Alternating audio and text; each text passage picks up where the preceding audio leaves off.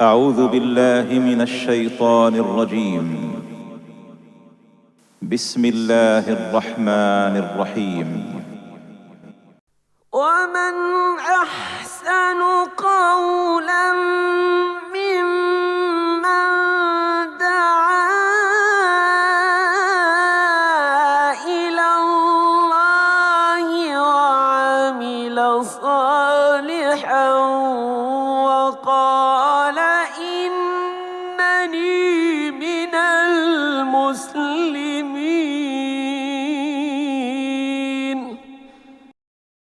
Vous êtes un menteur. S'il a menti, dites-lui, là, c'est un mensonge. Parce que si vous dites vous êtes un menteur, ça veut dire que c'est sa qualité. Non, là, dans ce que vous avez dit, c'est un mensonge. Là, j'arrive. Là, dans ce que vous avez dit, il y a une erreur.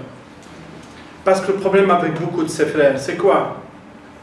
Tu leur donnes une interprétation. Ils te disent comment? Tu donnes ton avis face au hadith?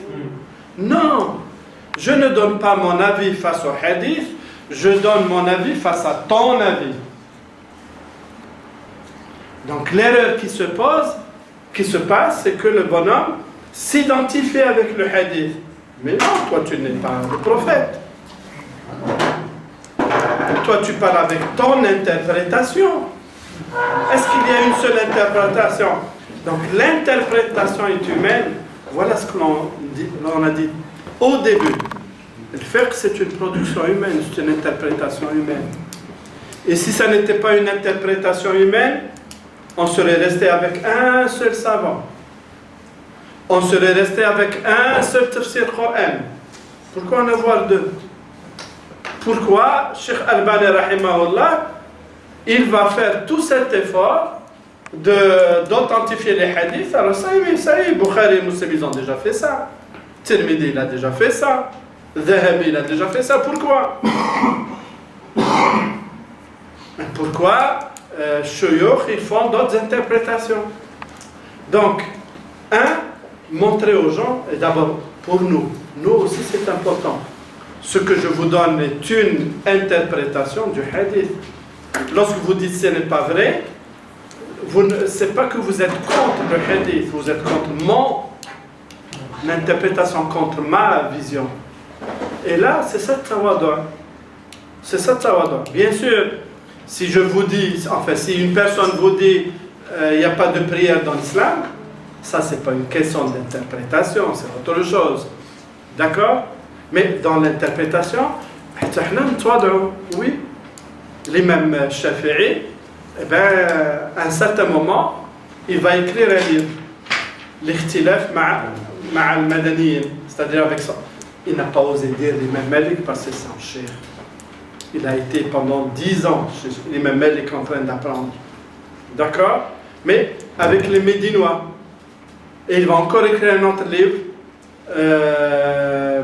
mes divergences avec les Irakiens. Pour ne pas dire, bon, lui il n'a pas vécu avec Abu Hanifa, il va apprendre surtout auprès de ses deux disciples, Abu Yusuf et Mohamed ibn al-Hassan Shaybani. Donc il faut que les gens apprennent ça. Malheureusement, parce que la méthode d'enseignement qu'ils ont prise par beaucoup de shuyukh, c'est que les shuyukh s'identifient au verset au hadith.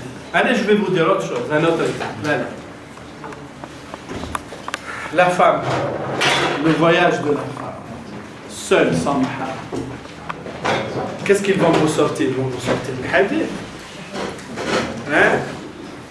Il n'est pas permis à une femme qui croit en Dieu et au prophète et au jour dernier de voyager plus. D'abord, il y a plusieurs versions du hadith. Un jour et une nuit ou 3 jours sans mahram. C'est vrai, c'est un hadith, sahih. C'est vrai, il n'y a pas autre chose. Mais est-ce qu'il n'y a pas d'autres hadiths? Voilà. Donc moi, je dis même ceux qui parlent de cela, sans qu'ils citent les autres 7 hadiths, il n'y a pas d'honnêteté intellectuelle. Il faut quand même être honnête intellectuellement. Hein? Et bien sûr, il faut être honnête. Parce que si je veux vraiment discuter, je vous apporte cet avis et cet avis-là, et je vous dis voilà les fondements des deux avis. C'est vrai le hadith. Mais pourquoi ne rapporte pas-il le hadith rapporté par Bukhari qui dit que les femmes du prophète alayhi salatu salam, du temps du khalifa de Omar radiallahu anhu, sont parties faire le pèlerinage. Elles ont demandé l'autorisation à Omar qui leur a dit vous pouvez partir, et il les a fait accompagner par Abdurrahman ibn Awf notamment. Les femmes du prophète, est-ce qu'elles étaient parties avec le mahram? Pas du tout. Abdurrahman ibn Awf n'est pas leur mahram. Et puis les femmes du prophète ont accompli déjà leur pèlerinage obligatoire. Donc c'est un pèlerinage nafila, surérogatoire seulement. Pourquoi ne disent-ils pas ça? Est-ce qu'on peut s'imaginer un moment que Omar va enfreindre l'ordre prophétique? Est-ce qu'on va s'imaginer un moment que tous les compagnons du camp... Alors bon, peut-être que Omar ne connaissait pas tous les hadiths, ça c'est vrai. Mais ni Abu Bakr, ni les autres. Mais les gens dans leur globalité, les compagnons dans leur globalité, ben, ils connaissaient tous les hadiths, parce que c'est à travers les compagnons, ces compagnons que nous sont arrivés les hadiths. Mais il y a des hadiths qui ne sont pas connus par Aïcha ni par Abdullah ibn Omar. Oui, c'est vrai. Abdullah ibn Omar, il était avec un groupe, ils sont arrêtés la nuit, ils ont fait la prière du Maghrib et du Isha ou du Dhuhr, du Asr, écourtée, regroupée. Et il y a des gens qui se sont levés pour faire nafila. Et lorsque Abdullah ibn Omar a posé la question, mais pourquoi font-ils nafila? Madha yusabbihun. Ils lui ont dit, voilà, ils sont en train de faire nafila. Il leur a dit, moi j'ai voyagé avec le prophète, avec Abu Bakr, avec Omar, avec Uthman, Ali. Personne d'entre eux ne faisait la prière nafila lors du voyage. Mais les savants disent, Abdullah ibn Omar est véridique dans ce qu'il dit, dans ce qu'il a vécu. Mais il y a d'autres hadiths qui précisent que le prophète a fait nafila. Ça ne veut pas dire qu'Abdullah ibn Omar ment. Non, ça veut dire qu'il n'a rapporté que ce qu'il a vu et vécu. Mais voilà, ce que je veux dire, les compagnons ne connaissaient pas tous les hadiths. Mais l'ensemble des compagnons ont rapporté tous les hadiths. Ce n'est pas la même chose. Donc, est-ce qu'on peut imaginer que Omar va enfreindre l'ordre de Dieu et du prophète? Jamais. Est-ce qu'on va comprendre que les compagnons à Médine qui étaient présents vont laisser Omar faire un haram? Est-ce qu'on va comprendre que Aïcha, Salama, parmi ces femmes, Hafsa, qui était parmi les plus savantes, est-ce qu'on va comprendre d'elles qu'elles vont enfreindre l'ordre de Dieu? Mais pas du tout. Pas du tout. Donc, comment faut-il comprendre ça? Il faut comprendre différemment que le voyage de la femme est permis pourvu qu'il y ait la sécurité. C'est ça ce que dit Ibn Taymiyyah. C'est ça ce que dit l'imam Malik. Toute l'école malikite n'impose pas, si vous voulez savoir. Toute l'école malikite, personne. Al-Baji, Ibn al-Walid al-Baji, l'un des grands savants, auprès que l'imam Ibn Taymiyyah va citer beaucoup, et bien pour lui, il n'y a aucun problème si la route est sécurisée. Et il dit aussi que Abdullah ibn Omar, lorsqu'il allait faire le pèlerinage, il prenait avec lui, il se faisait accompagner par de nombreuses femmes qui n'avaient pas de mahram. Mais lui n'était pas leur mahram. Ça pose un autre élément fondamental, c'est la pratique des compagnons. Parce que la pratique des compagnons va donner un éclairage aux versets coraniques et aux hadiths. Elle est encore plus. La femme ne doit pas sortir de la maison pour eux. Parce que Dieu dit quoi? وَقَرْنَ فِي بُيُوتِكُنَّ. Elle ne doit pas sortir de la maison. Pas du tout. D'abord, le verset, en fait, il est spécifique aux femmes du prophète. D'abord, il n'est pas général. Parce que le contexte, il est spécifique aux femmes du prophète. Allez, d'accord. Les femmes du prophète, est-ce que les femmes du prophète, après la mort du prophète, est-ce qu'elles sont sorties de chez elles ou pas? Déjà le Hajj. Mais plus que le Hajj. Bon, non, ça, il n'y a pas de problème. Les gens leur apportaient de quoi vivre, etc. Mais tout simplement, Aïcha radiallahu anha, elle va ameuter les compagnons contre Ali. Et alors, qu'est-ce que vous dites de ça? Est-ce que vous oserez dire que Aïcha a enfreint l'ordre du prophète? Alayhi salatu salam? Jamais, mais Aïcha a compris ce que voulait dire le prophète. Alayhi salatu salam, c'est tout. Elle a compris, ce n'est pas l'ordre de Dieu subhanahu wa ta'ala. Aïcha, elle va aller avec des compagnons et des autres contre Ali. C'est pas n'importe qui Aïcha radiallahu anha. C'est pas n'importe qui Aïcha. Donc voilà des exemples. Et puis nous aussi on ne doit pas faire cette erreur-là que beaucoup de frères font et de sœurs.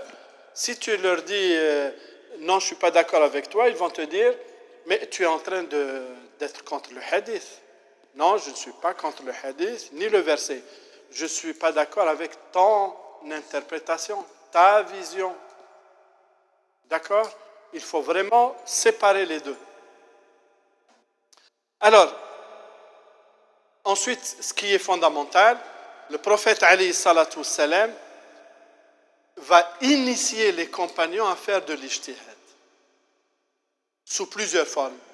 Une fois, Omar radiallahu anhu, il lui a dit, Omar est venu au prophète durant le ramadan, au prophète, j'ai fait une immense erreur. C'est quoi? Il lui a dit, j'ai fait une bise à ma femme durant le ramadan. Et le prophète va lui dire, mais écoute, lorsque tu fais le wudu et que tu laves ta bouche, tu rinces ta bouche et que tu rejettes de l'eau, est-ce que ton jeûne est rompu? Il lui dit non. Il lui dit alors c'est la même chose. Mais par-delà le hadith, la valeur du hadith, ça n'est pas qu'il est permis de faire une bise à sa femme durant le ramadan. C'est plus que cela. Le prophète va lui dire, voilà comment tu dois réfléchir. Le qiyas.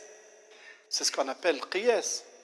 Mais et l'ijtihad? L'ijtihad, le prophète, alayhi salatu salam, avec les compagnons, parfois il va leur dire, allez, fais l'ijtihad devant moi.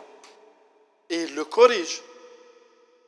Ou parfois les compagnons vont faire des ijtihadat en dehors, en son absence, et c'est à lui de les corriger s'il y avait correction. Alors, en sa présence, il va demander il y a plusieurs hadiths, il va demander à des compagnons de faire l'ijtihad. Notamment le hadith, notamment l'un par exemple. Toujours cette tribu Bani Qurayza, ils vont être assiégés par les musulmans et ils savent pourquoi? Parce qu'ils ont trahi le pacte de défense commune qu'ils avaient signé avec le prophète alayhi salatu salam. Et ils se sont alliés aux Mécois qui étaient venus assiéger et tuer le prophète et les musulmans. Donc ils ont pris les armes contre lui. Et donc contre l'État islamique. Et par conséquent, ils vont être assiégés. Et ils vont demander au prophète, laisse entre nous un arbitre. Et le prophète leur dit, allez, choisissez l'arbitre. Ils vont choisir Sa'd ibn Mu'adh. Sa'd ibn Mu'adh, l'un des notables, l'un des chefs de la tribu de Aws, qui va venir, qui était déjà blessé au bras, il y avait une hémorragie, et il va venir à Bani Qurayda, ils vont le porter sur une civière, et ils vont le faire rentrer dans la tente dans laquelle il y avait le prophète, des compagnons et les responsables juifs. Et le prophète alayhi salatu salam dit aux autres, Qumu li sayyidikum. Ça veut dire que je peux appeler le prophète Sayyidina Mohammed. Ça n'est pas interdit. Ça, c'est une chose. Puisque le prophète dit à un autre compagnon, Qumu li sayyidikum. Donc, j'ai le droit de dire, Sayyidina Muhammad alayhi salam. Mais ça, c'est une petite dérivation. Et donc, il lui dit, Saïd, voilà l'histoire, tu sais comment que ça s'est passé. Les Juifs te prennent comme arbitre. Tu juges. Et Saïd ibn Mu'adh va dire, je vais juger. Et lorsque je jugerai, est-ce que mon jugement s'appliquera à ceux qui sont en face de moi? Il lui dit oui. Et est-ce qu'il s'appliquera à ceux qui sont à côté de moi, c'est-à-dire toi au prophète? Il lui dit oui. Et il va prononcer sa sentence. Là, le prophète va demander par-delà l'événement lui-même. Le prophète va demander aux compagnons de faire l'ijtihad. Et il va lui dire, lorsque Saad ibn Mu'adh va donner l'énoncé, il va lui dire لَقَدْ حَكَمْتَ بِحُكْمِ اللَّهِ مِنْ فَوْقِ سَبْعِ سَمَاوَاتٍ. Ça, c'est vraiment la sentence de Dieu. Quelle était cette sentence? C'est de tuer tous les hommes. Bon, qu'est-ce qu'on peut comprendre la sentence de Dieu? C'est-à-dire qu'il ne faut pas là en sortir. Hein? Eh bien non. Non. L'un des Juifs va demander à une dame musulmane, parce qu'il la connaissait comment, je ne sais pas, il va demander sa protection. Et la dame va dire au prophète, je prends sous ma protection un tel, et il ne sera pas tué.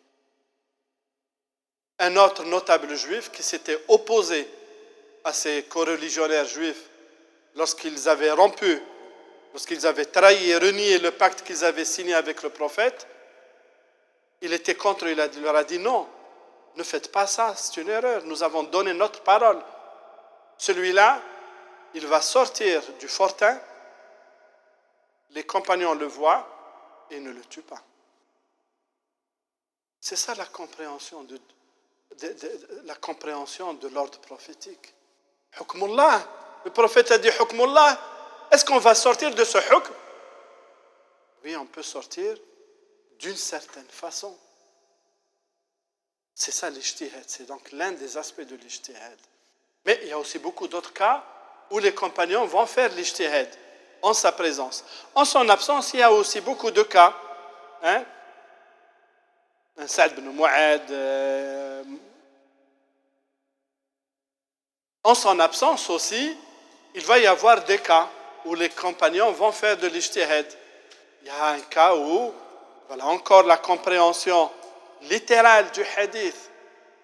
Hein? Ils étaient en voyage et la nuit, l'un des hommes devait refaire son wudu, son ghusl. Et il faisait très froid, parce que parfois à Médine, il fait très très froid. Ça peut arriver à moins 5, moins 10. Hein? Même à la Mecque aussi. Moi j'ai vu des soirées et des matinées comme ça.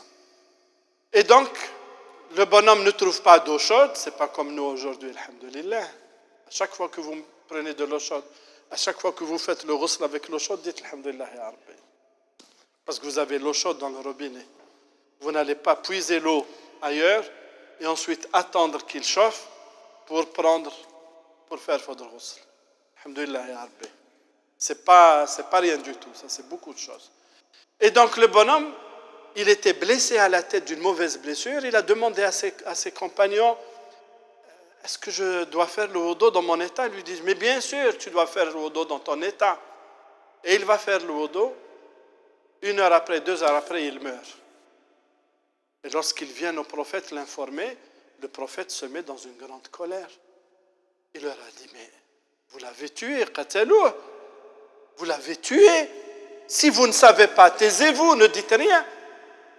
Il est préférable qu'il ne fasse pas la prière du subh en son temps et puis qu'il rattrape après que de mourir comme ça. Donc, parfois il va y avoir des ijtihadats malheureux de la part de certains compagnons, parfois des ijtihadats dans lesquels, au contraire, il va leur dire c'est bon. Globalement, la deuxième période, c'est Sahaba. Bien sûr, Sahaba, radiyallahu anhum, ils vont avoir d'abord le problème de la direction du pays, de l'État. Et donc le premier problème qui va se poser à eux, comment choisir notre gouvernant? On a vu ça, 4 façons différentes. Ça ne veut pas dire que je suis prisonnier de ces 4 façons. Si tout le monde, s'il n'y avait qu'une seule façon, peut-être, j'aurais considéré qu'on est prisonnier. Mais non, il y a eu 4 façons. Par conséquent, libre à moi de trouver la façon de choisir mon gouvernant. Deuxième chose, bien sûr, il va y avoir un ensemble de décisions qu'ils vont prendre. Ils vont prendre les décisions, pour nous, ce qui nous importe, à partir de quoi? Ils vont prendre les décisions à partir des textes. Mais, texte, c'est-à-dire le Coran et le Hadith. Comme j'ai cité ici le cas, il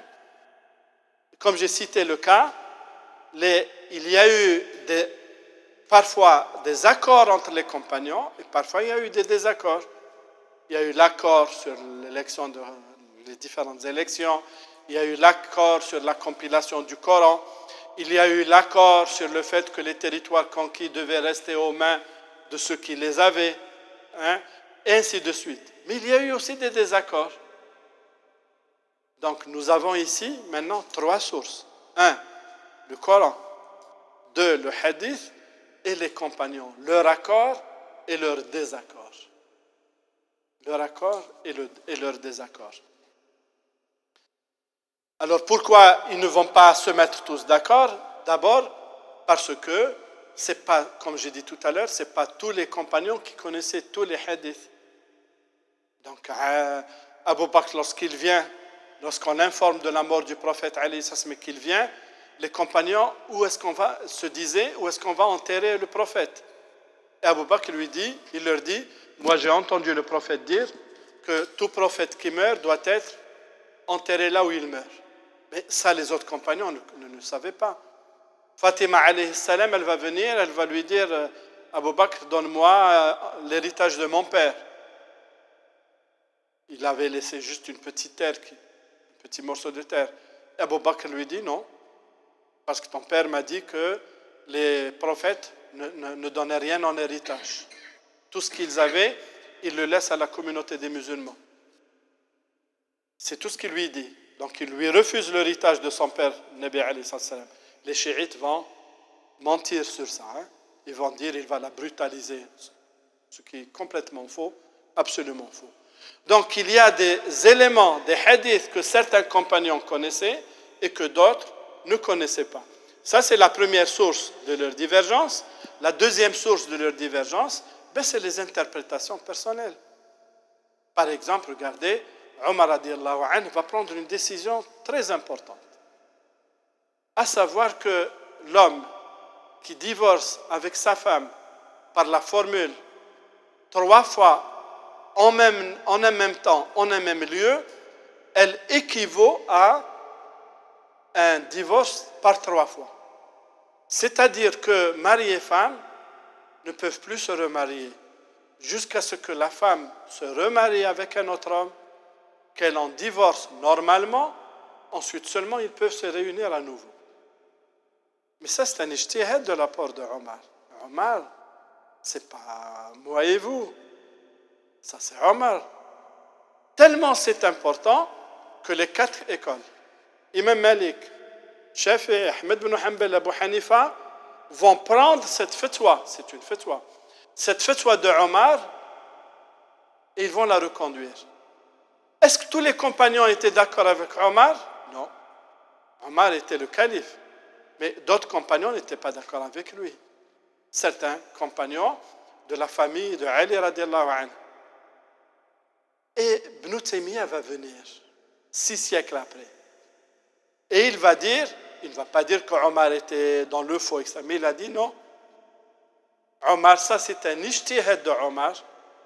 Mais il y avait quelques autres compagnons, Abdullah ibn Abbas et d'autres, qui n'étaient pas d'accord du tout avec lui. Et ils ont transmis leur connaissance à des savants, notamment Ja'far Sadaq et d'autres. de la famille Alid. Et Ibn Taymiyyah va dire non. Celui qui divorce d'avec sa femme en prononçant 3 fois la même parole dans un même lieu en un même temps, ça équivaut à un seul divorce. Il faut avoir le courage d'Ibn Taymiyyah pour le dire. Ibn Taymiyyah a rétabli la vérité. Alors bien sûr, pour cette fatwa, il va passer en prison.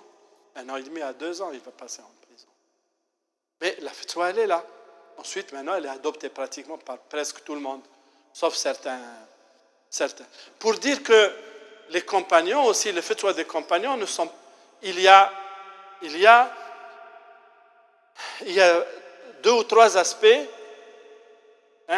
2 ou 3 aspects sur les compagnons.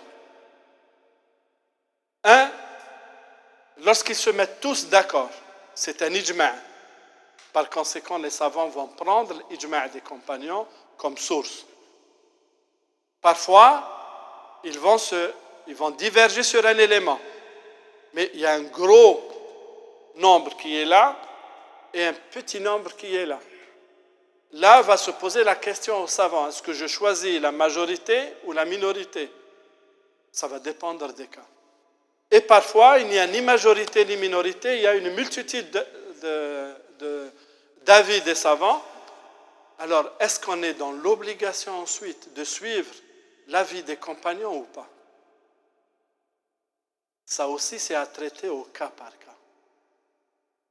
Parce que quand même, les compagnons vont nous aider à mieux comprendre le texte coranique et le texte prophétique, les compagnons. Ici, la pratique du compagnon est apparemment contre le texte. Qu'est-ce qu'il faut choisir? Allez, on va vous donner un exemple. Une femme vient au prophète Ali salatu salam. Elle portait une petite fille et elle lui dit, est-ce que sur les bijoux de cette petite fille-là, est-ce qu'il y a une zakat? Le prophète lui dit oui. Du coup, beaucoup de savants disent, à partir du hadith, les bijoux de la femme sont soumis aussi à la zakat, les bijoux qu'elle porte normalement. L'imam Malik dit non. C'est pas seulement lui, Ibn Taymiyyah dit non. Donc ça c'est l'avis d'Abu Hanifa et de certains savants hanbalites, Ibn al-Uthaymin rahimahullah, Ibn Baz et d'autres. L'imam Malik dit non, Shafi'i dit non. Pourquoi?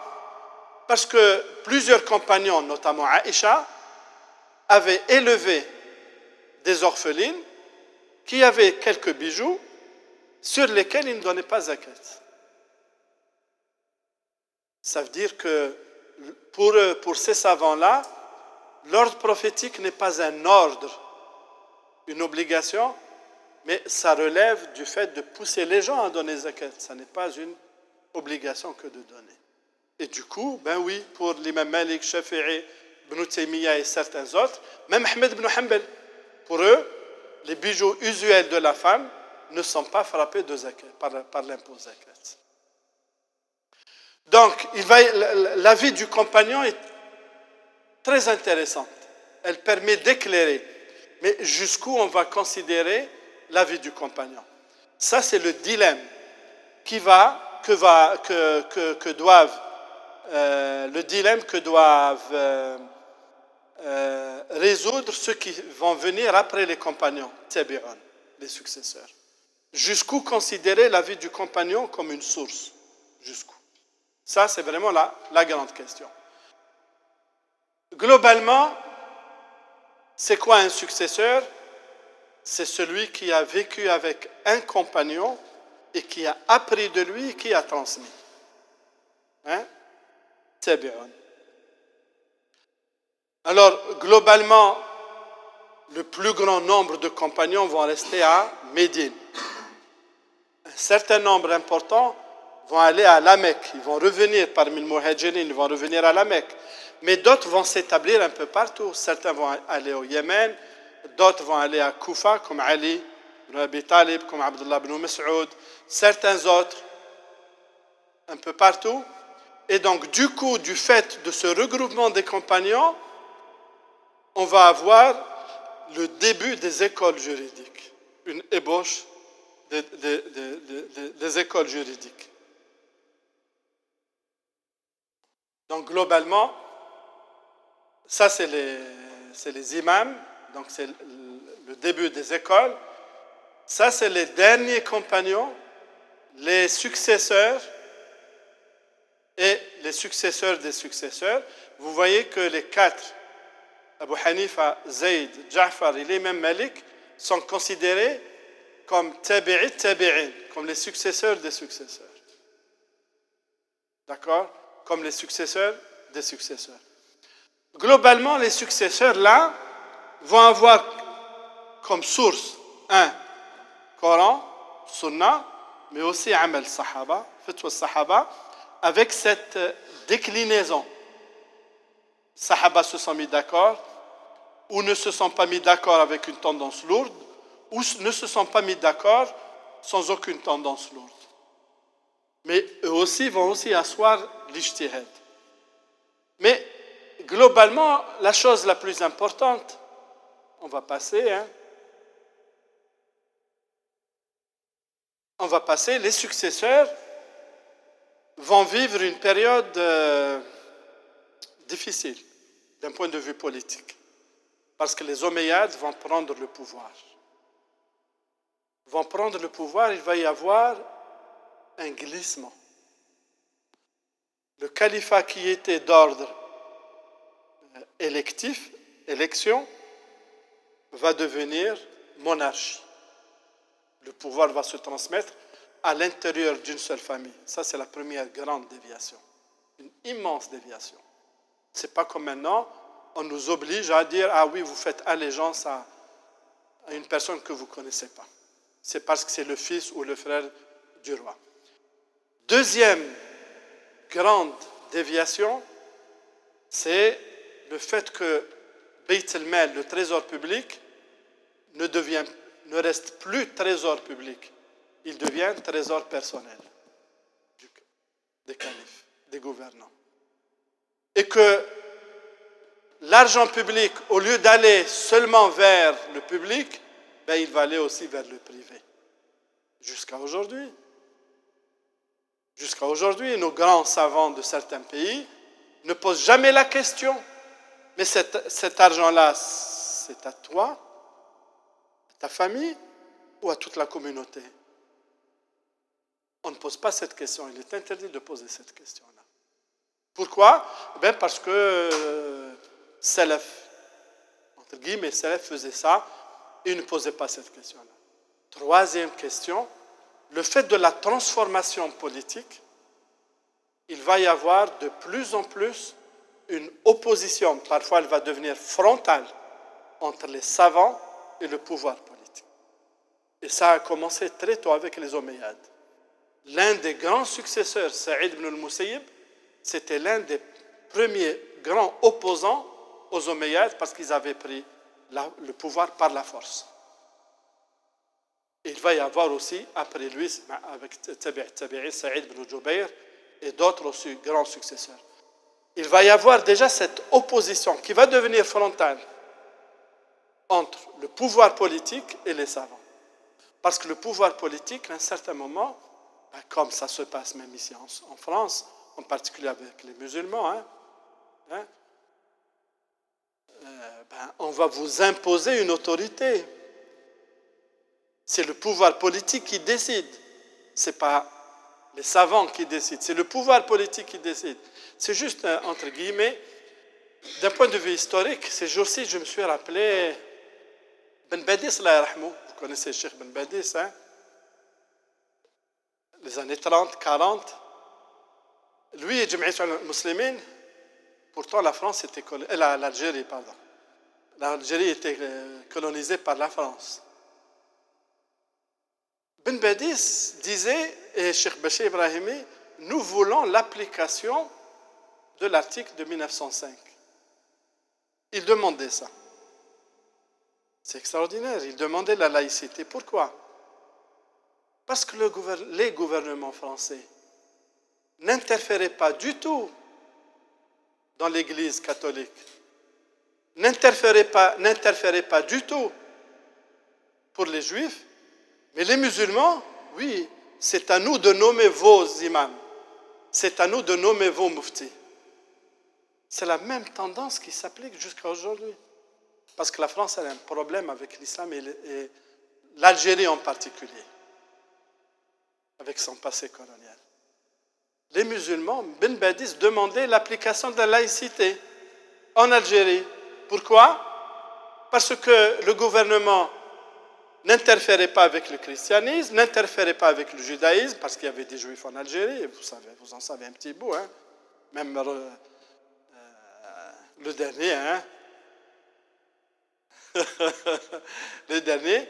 Mais avant, parce qu'en fait, le problème, on est en train de dévier un peu là, le problème des juifs en Algérie, c'est qu'au début, c'était des Algériens, des Maghrébins, tout simplement. Ils parlaient notre langue, ils avaient nos habitudes, ils avaient nos noms, ils s'appelaient aussi Abdallah, et parfois ils prenaient aussi leur nom israélite, Samuel, etc.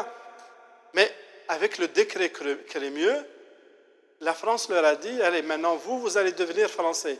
Les musulmans vont rester. Donc, au sein de la même République une et indivisible, c'est ça ce que nous entendons ces jours-ci, hein? Je ne suis pas français. Hein? C'est pour ça que je me permets peut-être de dire ça, mais je ne suis pas français. Donc, une et indivisible, non. Il y avait les Français, les Juifs devenus Français, et vous les musulmans, vous n'êtes pas Français. Pourtant, c'est un seul pays. Mais ce n'est pas vrai, même aujourd'hui, parce que l'Alsace-Lorraine, elle a un statut particulier. Les territoires d'outre-mer ont un statut particulier. Hein? Et ils ont un statut particulier.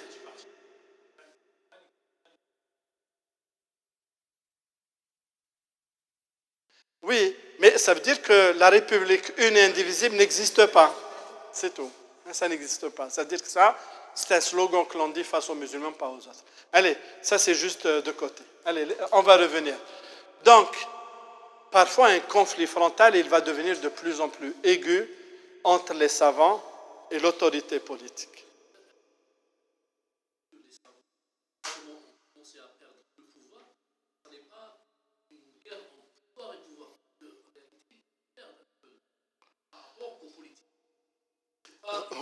C'est pas la science contre le pouvoir, mais le pouvoir en lui-même contre le pouvoir. Le pouvoir, par son essence, il veut asservir tout le monde. Lorsque quelqu'un devient puissant, il veut que tout le monde le suive. C'est pour ça qu'il faut qu'il y ait, on appelle ça un contre-pouvoir. Alors c'est ça la fameuse tirade de Montesquieu. Il faut que par le jeu du contre-pouvoir, chaque pouvoir va, c'est-à-dire les trois pouvoirs, législatif, judiciaire et exécutif, chacun va bloquer l'autre dans sa tentative de prendre tout le pouvoir. Ce qui n'est pas vrai. Parce qu'il n'y a pas d'indépendance entre le législatif et l'exécutif. Dans tous les pays où il y a un Premier ministre, il n'y a pas.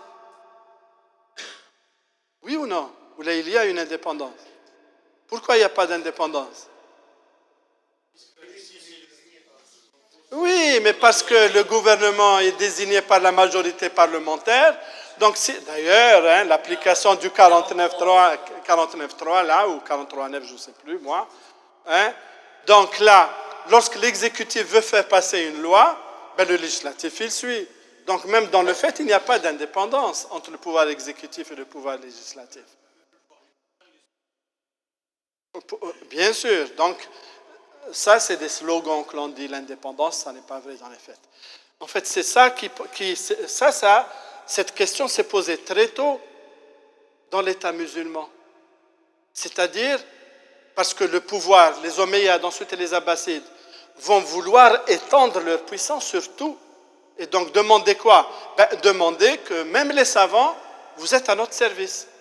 Or, les savants ont voulu rester dans leur indépendance. La question, ça n'est pas ça. Ça n'est pas que les savants ne voulaient pas garder ce pouvoir, parce que jusque-là, c'est eux qui, mais par rapport à la décision et tout ça... Oui, ils primaient sur le plan législatif. pas sur le plan exécutif. Ils n'étaient pas dans l'exécution, dans le gouvernement. Mais dans la législation, c'est eux qui faisaient ça. C'est eux qui disaient, voilà la loi. Voilà la loi. Maintenant, ne le font plus. Bien sûr, ils ne le font plus. Donc c'est le problème. Oui, c'est ce que je suis en train de dire. Le pouvoir politique, à un certain moment, il veut domestiquer tout le monde, y compris les savants. Donc c'est pour ça qu'il va y avoir des révoltes. C'est pour ça que l'imam Malik, vous vous imaginez c'est quoi l'imam Malik? Vous ne pouvez pas vous imaginer qu'est-ce que c'est l'imam Malik. L'imam Malik va être enchaîné, emprisonné, battu devant tout le monde. Et par qui? Eh bien par les Abbasides. Pourquoi? Parce qu'il va émettre une fatwa. C'est quoi la fatwa?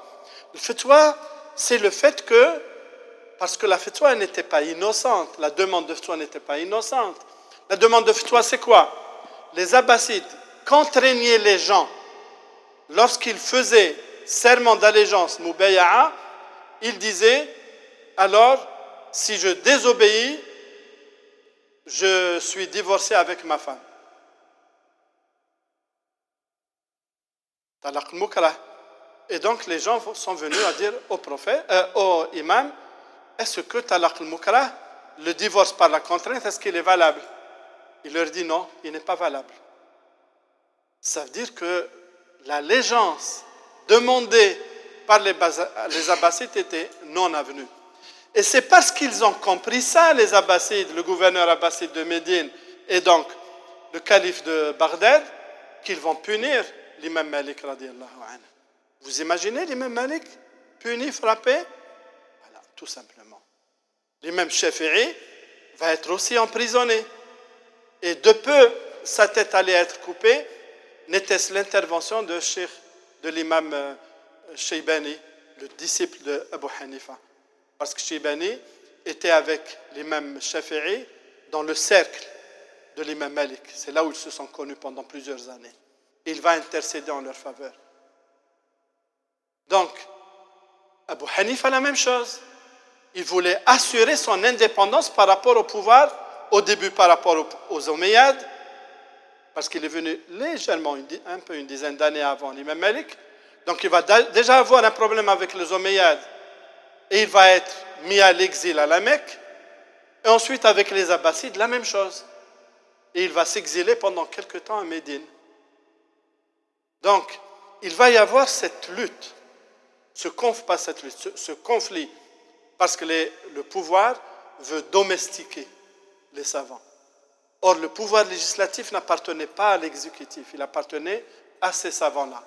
Bien sûr, ensuite, il va y avoir aussi avec l'imam Ahmed ibn Hanbal, pas pour les mêmes causes, mais Ahmed ibn Hanbal,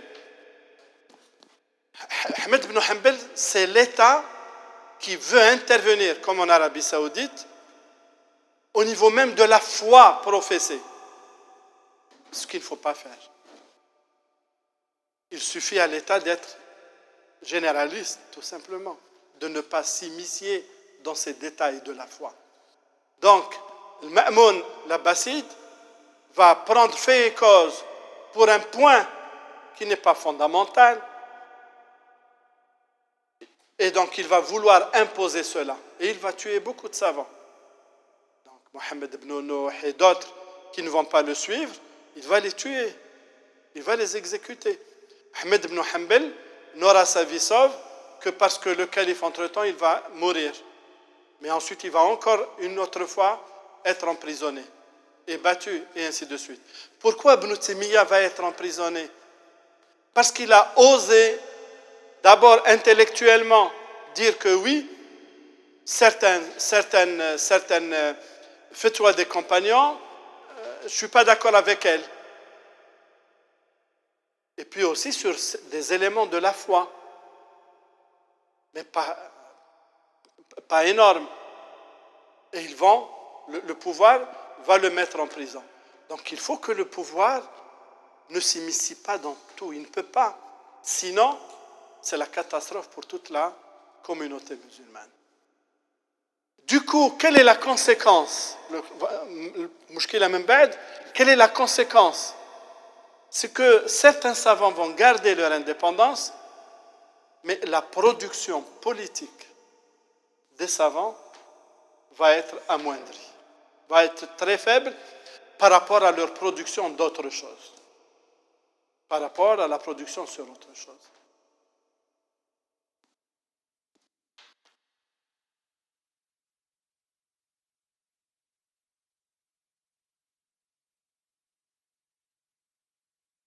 Donc, troisième période, c'est la période des grands savants. Donc, Abu Hanifa, il est né en 80, Zayd 80, Ja'far Zayd. Zayd, c'est l'oncle de Ja'far, mais ils vont naître en même temps. Ils sont de même père, mais pas de la même mère. Ja'far, sa maman provient d'Abu Bakr, et Zayd, sa maman, était une esclave noire. Donc lui-même, il va être très, très, très brun. Il ne va pas vivre longtemps, Zayd. Il va vivre à peine 42 ans. Pourquoi? Parce qu'il va aussi s'opposer aux Omeyyades. Il va s'opposer aux Omeyyades et ils vont le tuer. Et pourtant, un très grand savant. L'imam Malik, environ 13 années après Abu Hanifa, et puis les deux autres qui vont suivre, vont venir après. Ceux-là vont avoir tout ce legs, non seulement historique du fiqh, mais au-delà du fiqh, il faut autre chose. Ils vont faire cet effort-là, notamment l'imam Malik. Ensuite, après lui, Shafi'i. Ils vont faire un effort intellectuel, c'est quoi?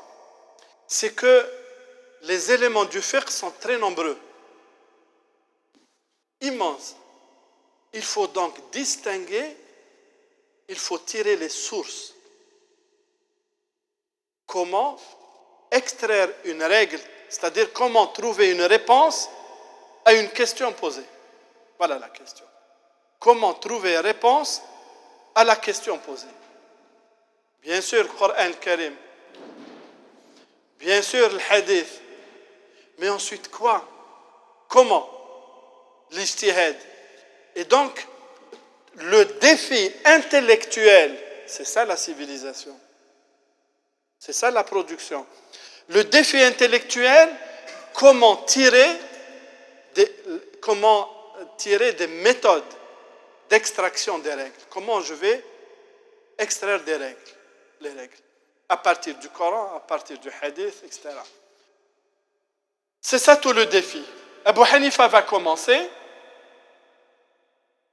mais c'est l'imam Malik qui va donner la pleine puissance à ce que l'on appelle aujourd'hui usul fiqh, c'est-à-dire au niveau des sources. Il va donner la pleine puissance. L'imam Malik, ce n'est pas parce que je suis d'origine algérienne que je dis ça. Hein. Je l'aime beaucoup, l'imam Malik, comme les autres, je les aime beaucoup, mais la réalité est là. Bien sûr, c'est l'imam Shafi'i qui va faire le saut intellectuel de conceptualiser les sciences. Il va écrire justement son fameux livre Risala fi Usul Fiqh. C'est lui qui va inventer le mot de Usul Fiqh, qui va inventer cette nouvelle science. Mais en fait, lui, il va se baser sur l'imam Malik radiyallahu anhu. Malik n'a pas complètement conceptualisé, mais il va poser les grandes bases. Hein?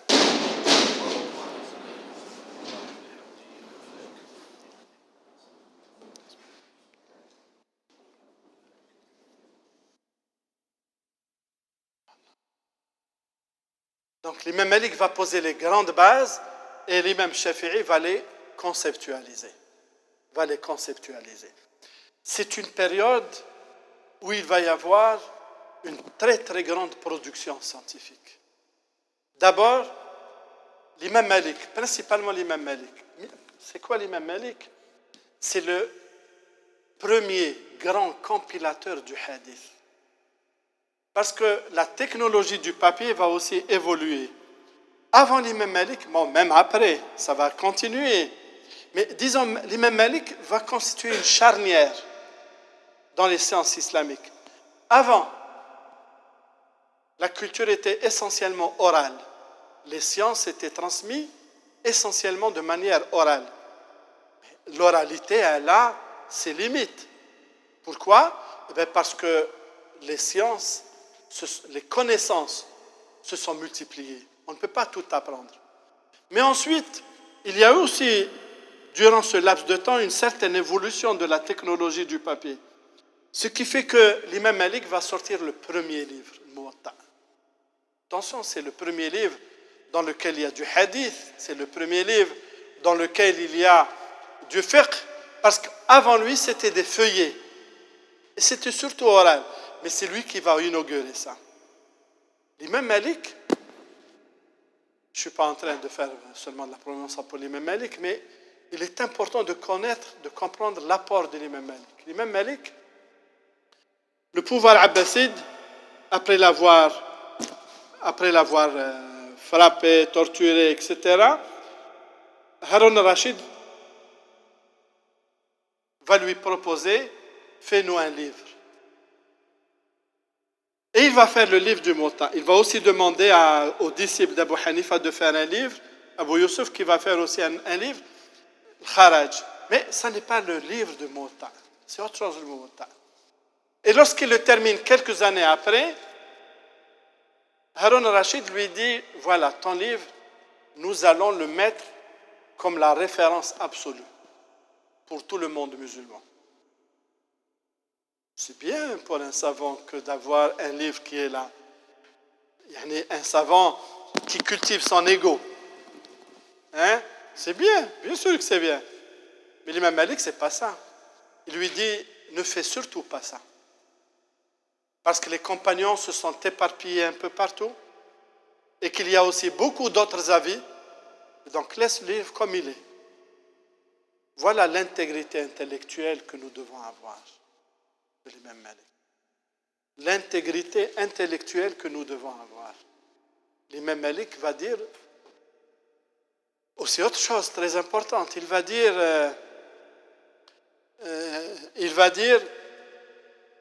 il y a, écoutez ça, c'est vraiment fondamental. Il dit, il y a parmi ces gens-là, il y a ici, dans la mosquée prophétique, à côté de ces piliers, il y avait des gens tellement pieux que nous leur demandions de faire la prière de pluie, pour faire tomber la pluie. Ici, ils n'ont pas besoin de faire la prière, pour que la pluie tombe. Ils ont besoin des prières pour que Rahma, elle vienne, Inch'Allah. D'accord? Et donc, il dit, ici, au niveau de ces piliers, il y avait des gens qui étaient tellement pieux que quand on leur demandait de faire la prière pour faire tomber la pluie, mais lorsqu'ils nous disaient le hadith, on n'acceptait pas d'eux, parce qu'ils n'étaient pas des spécialistes du hadith.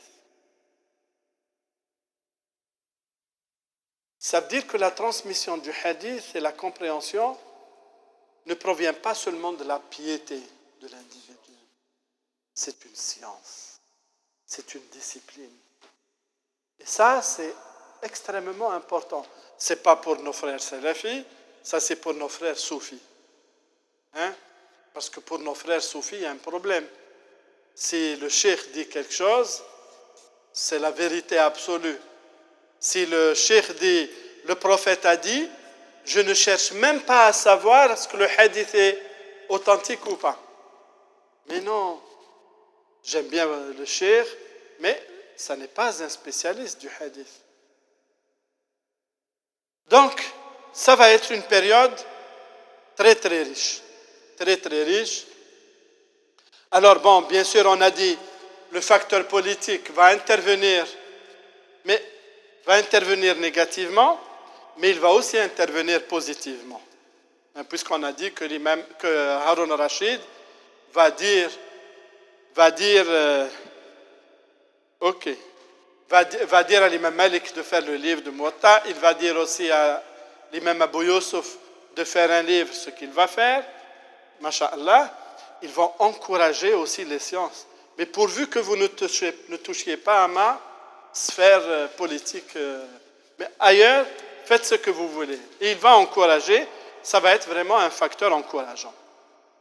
Alors, comme on me demande de terminer à midi, donc on va essayer. Globalement, Voilà les grandes sources qui vont être maintenant considérées par les imams. Bien sûr, les sources primaires, Coran et Sunna, les sources secondaires, Ijma', l'avis du compagnon, mais avec des problèmes, et puis le Qiyas.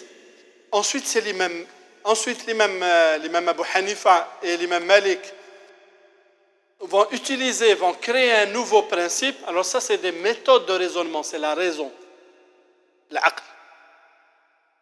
Vous allez entendre des frères, mais non, nous on suit l'aql, on ne suit pas l'aql. L'aql, il faut le jeter. Mais comment tu vas comprendre le texte sans aql?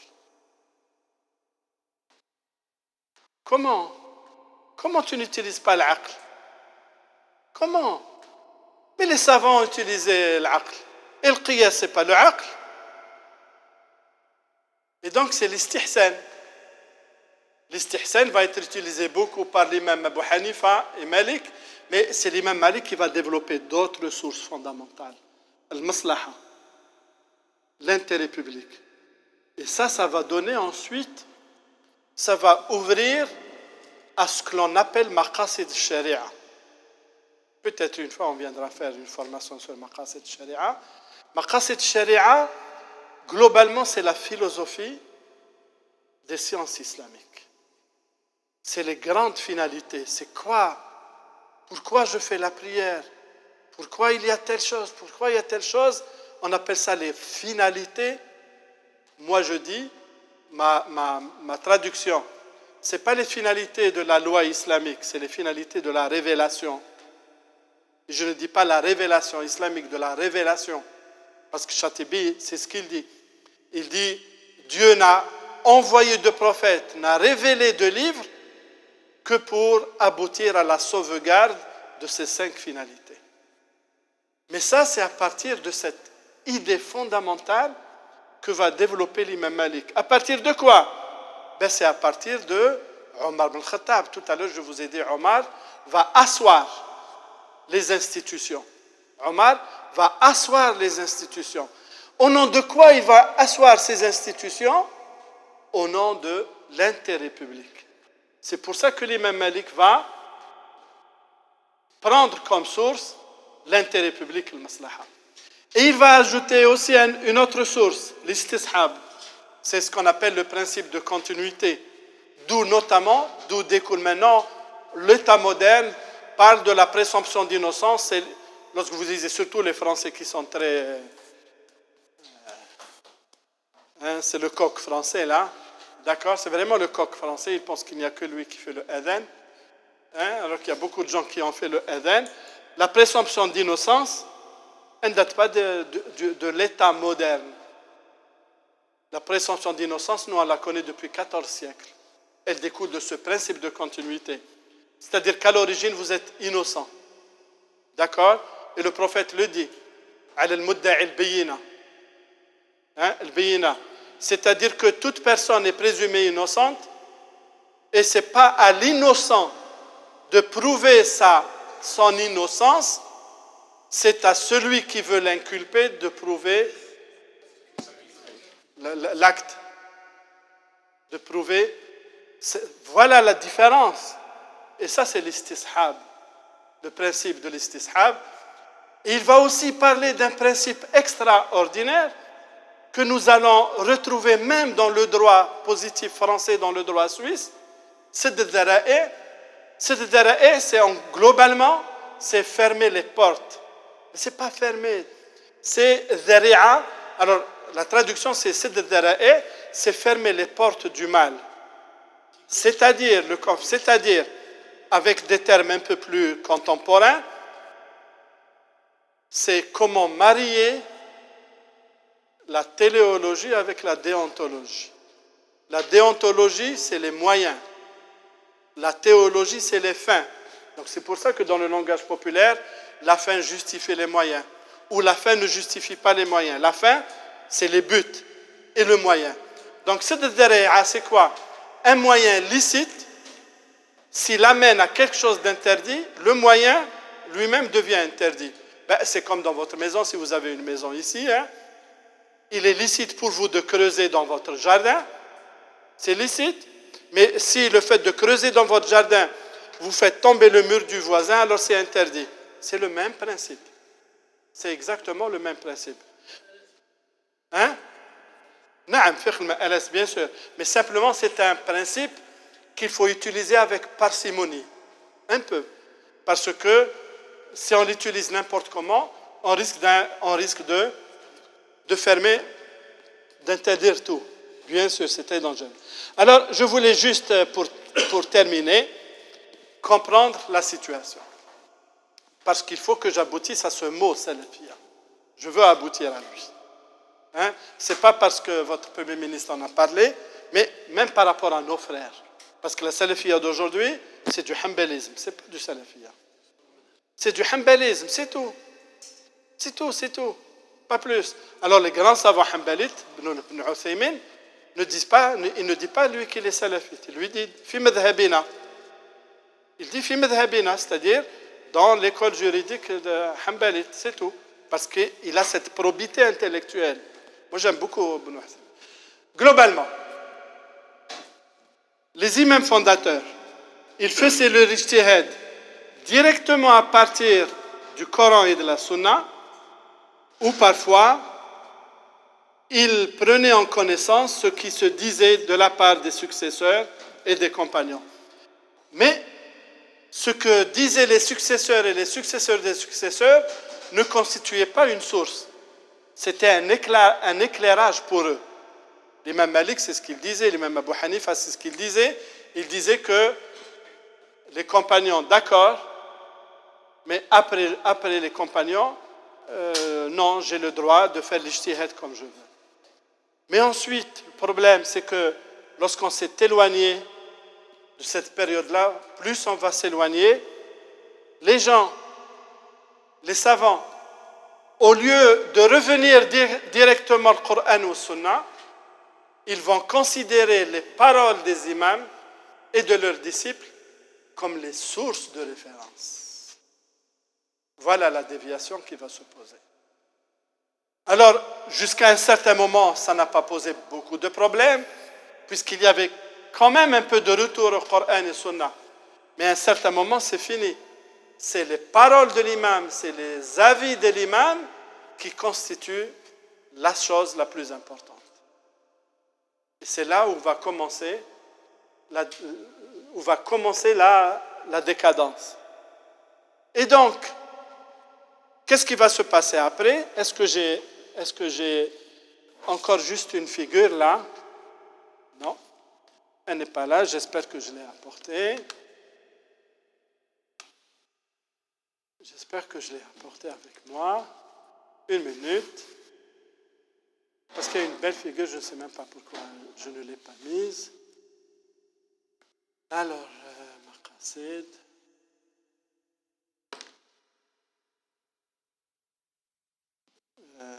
Ijtihad. Non, je ne pense pas.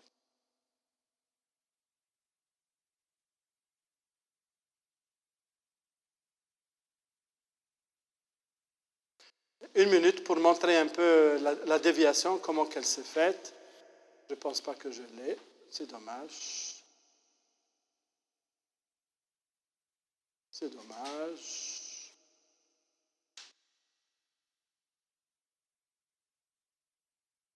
Ah voilà, c'est bon.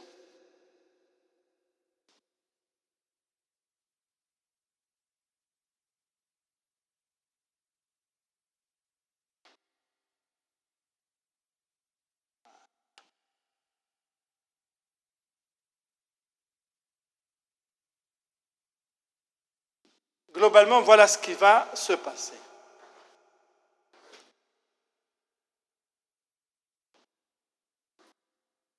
Alors, ça ne veut pas grandir, mais allez.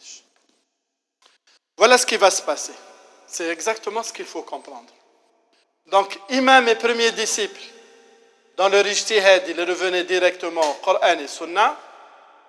Ensuite, la deuxième, la troisième génération, ils vont considérer les paroles de l'imam comme le matn.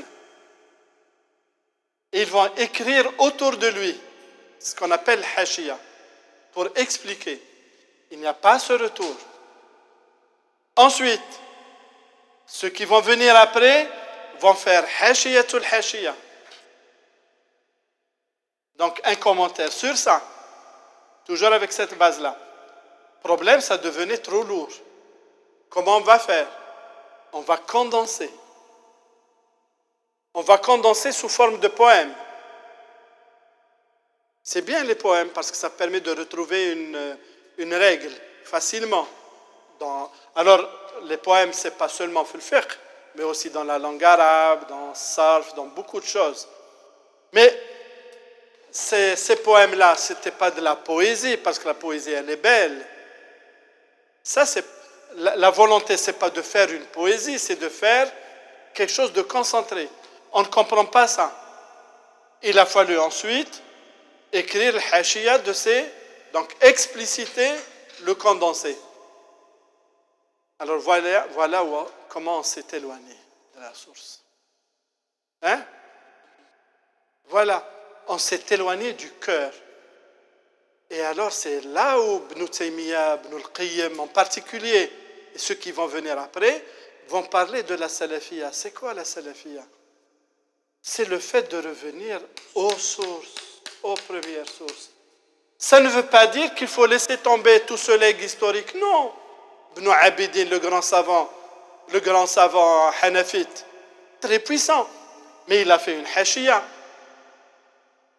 Donc ça ne veut pas dire qu'il faut laisser tomber tous ces hawashi, non. Mais ça veut dire que notre référence, c'est ça, avec les méthodes dont on a parlé.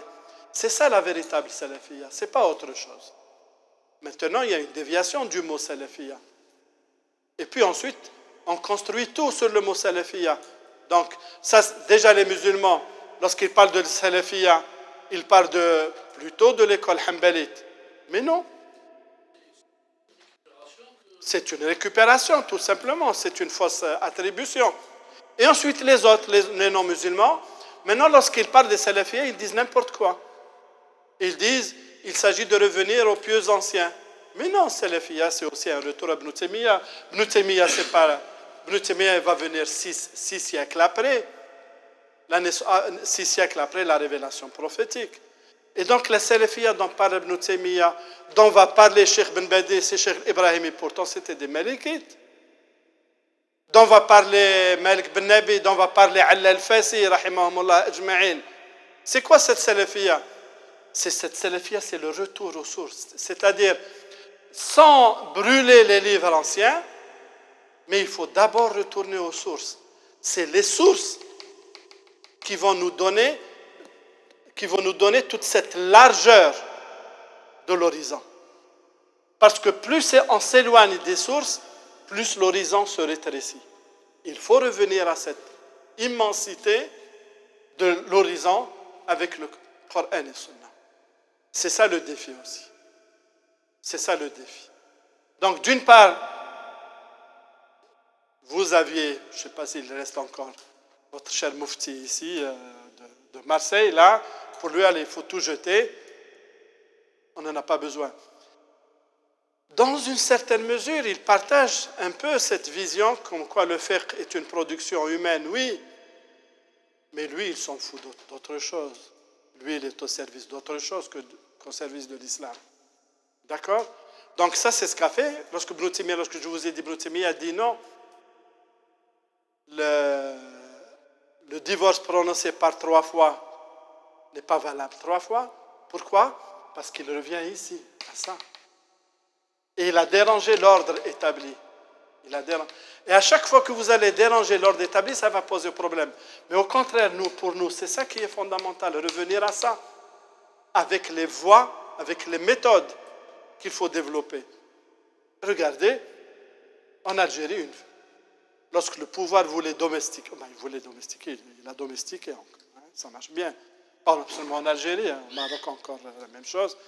Lorsqu'il voulait domestiquer les mosquées des universités, il a demandé, Allah yarhamou, que Dieu l'accepte chez lui, Inch'Allah.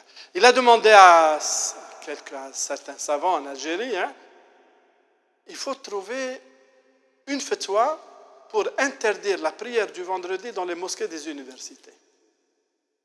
Mais ils l'ont trouvé, la fatwa. La fatwa, c'est pas là. C'est pas là. C'est là où ils ont trouvé une fatwa. C'est quoi une fatwa?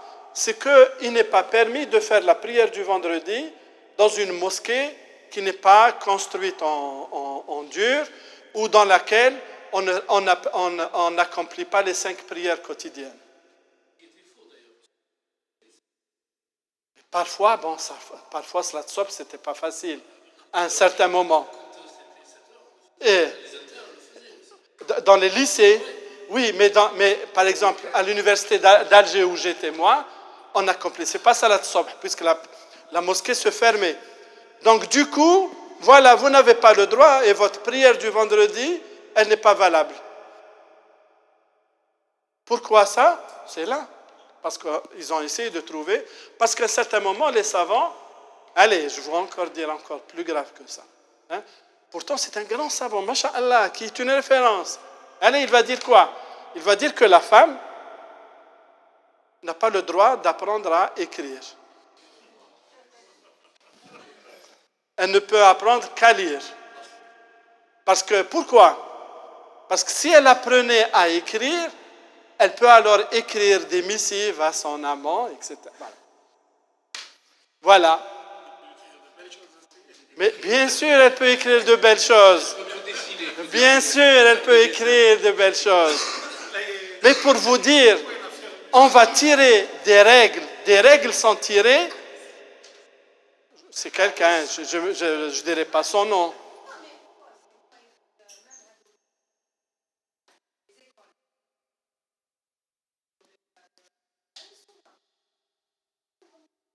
Oui, non, mais ça, c'est des interprétations. C'est des interprétations, bien sûr. Parce qu'Aïcha, elle savait lire et écrire quand même. D'accord? C'est ça, lorsqu'on parle de Salafiyya, c'est ça. On va revenir à l'origine.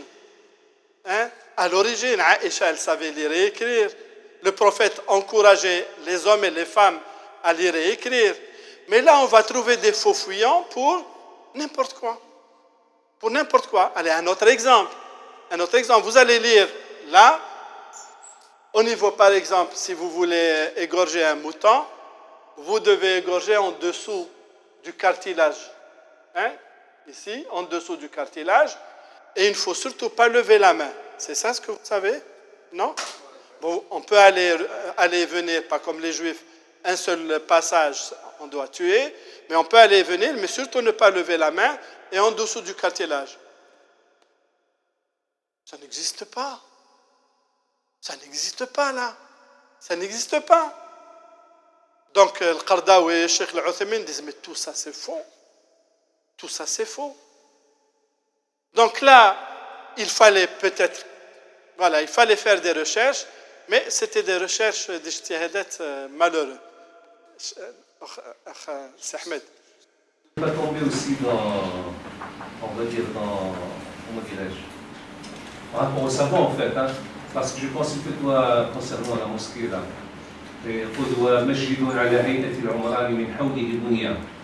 donc je pense que il faut voir le contexte dans lequel le savant a rendu cette loi. Parce que le contexte de l'époque, on dit que les émirs, les princes, etc., s'occupaient énormément de leur demeure et de laisser des mosquées. Et c'était dans cet esprit-là, justement, que le savant qui a rendu cette loi, c'est d'inciter d'une façon indirecte les princes et les émirs à s'occuper autant des mosquées que de leur demeure aussi. Donc il faut peut-être au fait détecter aussi où réside l'origine de la fatwa. Ça, c'est un... Mais alors ça, c'est une autre problématique. Inch'Allah, peut-être on va l'aborder demain. Parce que le fatwa, c'est quoi? Le fatwa, c'est de lire et d'appliquer. Non, c'est comme l'a expliqué Ahmed. Hein, c'est un exemple. Il y a un contexte. Parce que le fatwa, ça n'est pas seulement Coran et Sunna, il y a autre chose qui va intervenir. C'est ce que dit Ibn al-Qayyim. Il appelle ça donc l'adat. L'adat, les traditions vont intervenir dans l'élaboration de la fatwa. L'adat vont intervenir beaucoup. Du fait que l'ada, elle change, la fatwa, elle doit changer. Le contexte change. Parce que le fatwa, elle est spécifique. Et ça, c'est une autre erreur immense. Immense erreur. C'est de prendre le fatwa d'un contexte, de la décontextualiser et de l'appliquer maintenant. Complètement faux. Oui, oui. Voilà, hein, je dois m'arrêter, je crois. On m'a dit d'arrêter. Bon, mais le frère voulait poser une question. Allez, je ne te priverai pas. Non, mais non. Inch'Allah. En principe, il y a une suite sur les imams. Je ne sais pas quand est-ce. Enfin, hein? Inch'Allah, c'est comme vous. Cet après-midi, pour ceux qui sont intéressés, il y a une table ronde avec toujours le chef professeur Mustafa Brahami autour de la notion du blasphème. Et ce sera au 8 rue Colbert, espace culturel. 8 rue Colbert. Ceux qui sont intéressés à 16h30. C'est un débat, c'est une... 8 rue Colbert.